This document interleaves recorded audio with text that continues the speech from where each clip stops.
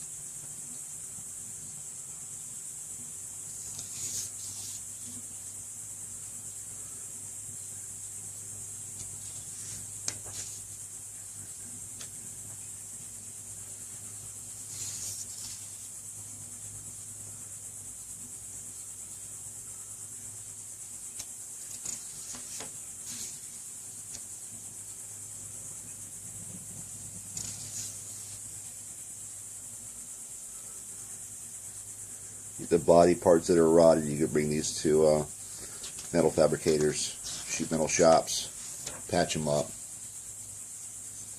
Gas tank, you guys could use your ingenuity to fashion on a new boat tank or something if you want, or seal these with paint. Alright, decals, don't need none of them. Just get your permanent marker out. And I hope this comes out legible. I'm doing this on my cell phone. We're in the shade.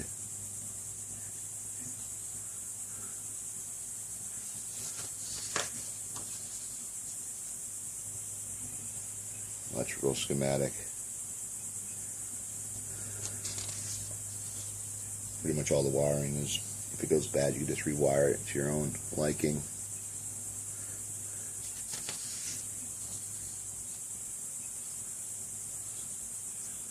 And it's hard to find one of these old machines that's been unmolested. I got one, 74, it's in my video. But slowly I'm converting it to my liking.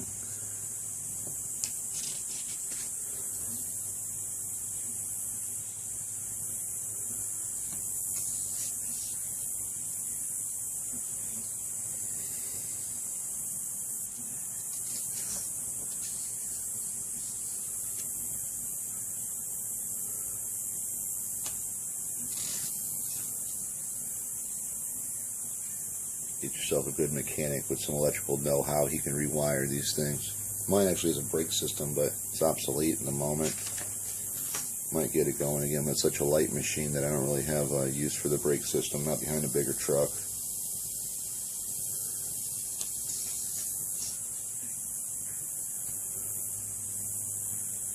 And realize how much of these are part numbers for the electrical system.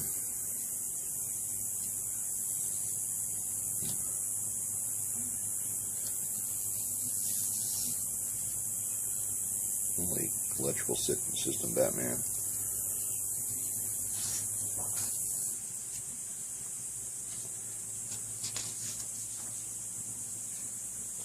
Electrical system, holy Christ. Alright, yeah, these things in the back, they're always obsolete. The cover for the braking system should be a master cylinder in there. And all these controls I've changed over. You have a machine that's so old, all those wires and electronics and everything are going to be bad. You can go to Advanced Auto and hook up some new gauges. Very easy. I say advanced because I like advanced. You can go in any auto parts store and buy what you need. Here's a breakdown of the motor. Exploded view. Like I said, look for them casting numbers. They're on the exhaust manifolds. In the front, I believe you're going to have your, when it was made, towards the tongue side. And over by the chipper unit, the back side of it, you'll find the casting number. Don't quote me on that, it's been a while. I just work on these machines now through instinct. When I first got them, it was like, I didn't know nothing. The breakdown of another motor.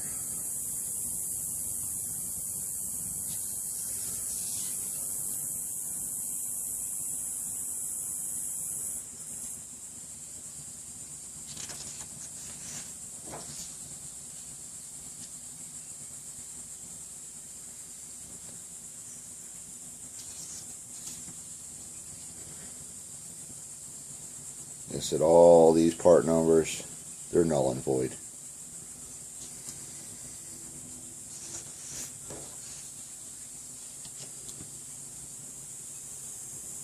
Tell you what though, the bell housing and the starter houses the clutch system. It comes off of a 1962 Dodge D200 with a 3-in-the-tree clutch transmission. And same as the starter. You get the starters, you have to take them and get them rebuilt. You can find a few older starters on the internet or at part stores, but they're going to cost you a pretty penny. Better off just bring them to an electric shop, have them rebuilt. I totally got rid of all this thing. Right here I had a lot of slop and kept jamming my clutch together, high speeds.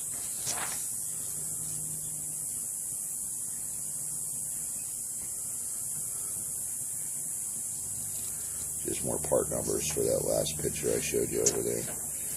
Alright, there is book number 1. There's the service and parts. Owner, there's operation, maintenance, and overhaul. The second book. And it's the most modern book that I got. Tell you a secret about these chippers. In 1959, you could look, they came out. And they went through for, I don't know, 50, 60, 70, no, 15 years. 1960s, 1975, they sold out to FMC. They put their name on the chipper. It was the same. They changed a few things on the outer housings of the machines, but it's still identical. 1980, FMC decided to sell chemicals only. Wayne wood chipper died.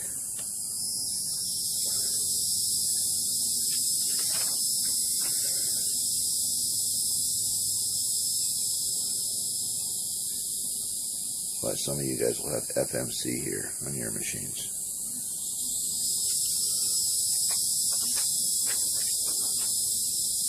Oh, I gotta do that side. Hold on.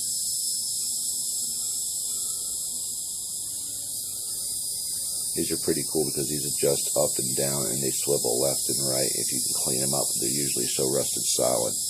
This is the thing I eliminated because of that joint, which was a pipe and 2 pins. It's hard to find machines with all these little parts that keeps the chute from going back and forth. Oh, I never knew you just swiveled up like that. Oh, no kidding. Ah! I usually bend the chute all the way back to get into it. Makes it easier when you get in there because you're freaking head. But to unclog it, it's still going to be a pain in the ass. That's a pretty cool design. I love you too, monkey. Operation.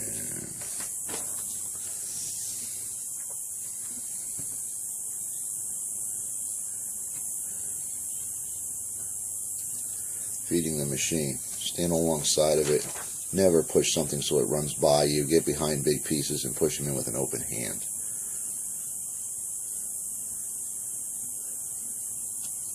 Or else you get whipped. Possibly sucked in. I haven't heard of a whipper chipper ever sucking anybody in. They're usually self-feeders that do that nice and slow. I can see it's possible.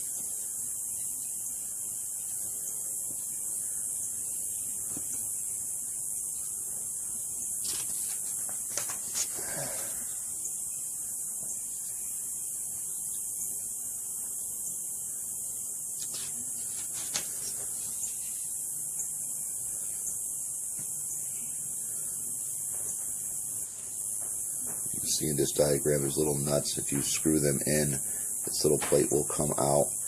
Well, and release pressure on that where you get your blades off. You have to clean all that inside out real good to put new blades in or to adjust them or whatever you need to do. Don't ever put the serration sideways. If a blade flies out at 300 miles an hour, it's not going to be pretty. And these are very important parts here. The bed knife, the striker plate, bed knife is actually here. This was all Greek to me. They adjust in and out, up and down. There's two bolts underneath. You can barely see them there. But if you can get those out and they break, you have to take the whole unit out. And you have to drill and tap those out because they're in hardened steel. I used anti-seize to help the tap go through. It took a long time. Very important part here, the bed knife and the striker plate. And all these bolts, they get rusted and rotted, so change your bolts every so often. Tighten your belt by here by slipping the whole machine back. Again, I eliminated that bar in one of my videos, you'll see. FMC had a side mount, the old Lanes didn't. This is the governor. If anything goes wrong inside that governor, you have to bring it to a machine shop to have them fix it. They have to manufacture new parts.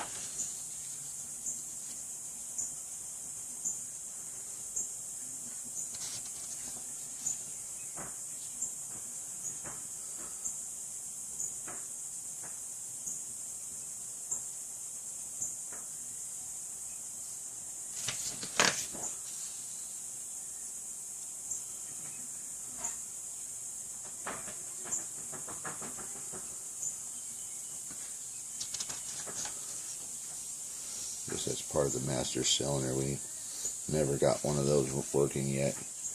I always figure by the time you went through, it's too late anyway.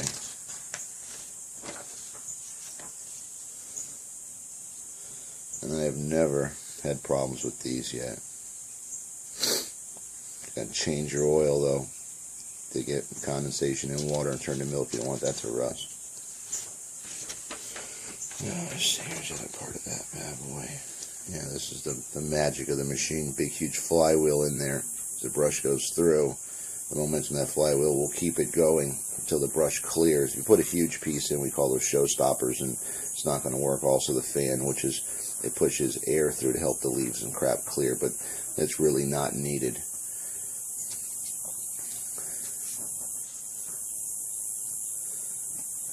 And inside that big unit, there's a brake drum. I don't dare try to make one of these work without taking it all apart and replacing everything, because I don't want one of those brake cylinders to stick and that thing catch on fire. So that's one reason I never had the brakes working yet.